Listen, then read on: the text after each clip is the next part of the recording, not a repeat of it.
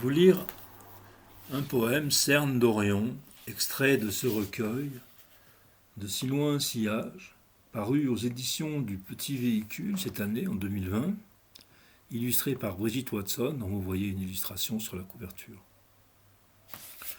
Cerne d'Orion.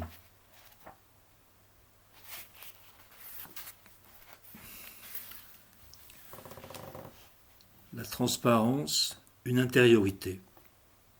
Au silence des rythmes, le recueillement, l'incertitude. L'espace déroule. Sous le pas, plus fine qu'une aile de libellule, la pluie diaphane libère des envoûtements. La treille violette, unie en halle, entière en chair, dans l'harmonie glisse. En dessous s'anime la diversité, divergente. Cet enlacement subtil n'est que l'échange des salives, les chromosomes innocents de l'embrassade du vivant, l'éclat, la grammaire vive des anagrammes. À bien regarder la terre, on y voit le familier, pourtant seule la matière s'y émet. Est-ce la fleur, ce bourgeonnement entre les règnes, cet élancé là où les contraires se diluent? L'éblouissement précipite l'écart, et le vide à rebours, c'est l'esprit qui s'insinue, l'inaudible de la lumière. Poussière. Au fait du chemin, les pas, l'homme dans le pas, la terre, les strates, une route, le corps où se porter, alentour, fugues aux givres, le voile de la lumière tremble, fugitif de cet épars. Autant le corps trace à l'espace, brise la soif, s'étend, une veine s'entaille au réel.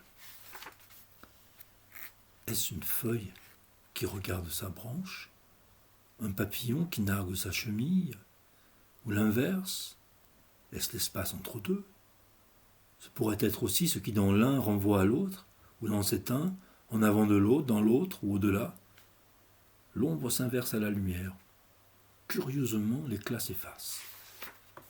L'homme porte à corps le bord de la lumière, dans son mouvement, transpercé par le mouvement, lancé dans l'inexistant du temps, où la marche est déchirante, la ligne, le sombre éclat du noir, il n'y a que la peau, le vide et les écarts. Le regard sans cesse tente de fuir pour voir. En la fonderie verbale, le beuglement solaire et la fusion plissée, la distorsion soudaine des accalmies lunaires. On ne sait rien des remous en dessous. Sans doute profondeur abyssale, d'entre les roches les vallées abruptes des jardins dévastés, oui des cratères engloutis. La pesanteur, l'harmonie des forces, voix, éreintée, élancée, sphère, l'étreinte d'une consolation. Crisse une pleure, une peur, une plaie circonflexe. Sa voix si vague m'enchaîne, traîne de neige, fonce le train de cyprès. Dans l'échappée nocturne, l'argile, la flore, le fleuve, l'océan et les coulées de lave, telles quelles à mi-chemin sur ma rétine, les voiles éprises, les jeux de la lumière, comme en abîme, les mains sauvages, l'intempérance doucement agrippe. L'aube, en droite ligne du fond des tons, les ondées brunes, sur les doigts effilés fort, le sang des roses, les yeux plissés, la lèvre, la terre refroidie des volcans dissimulés, les plis des gorgées chaudes sur le cratère, la carnation orangée des foudres, à l'affût des muses instantanées.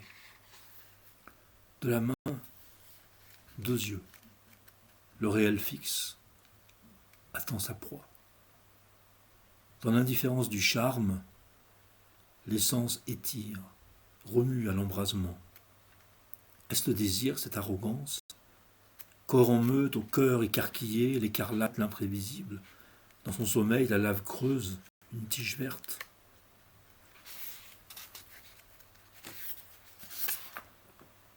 En mimésis ardente, les noces de la nuit à la pesée du jour, l'or, le tracé de son visage, la voix de son baiser, le doux plissé de rose, martèle l'anneau, perle aux lèvres.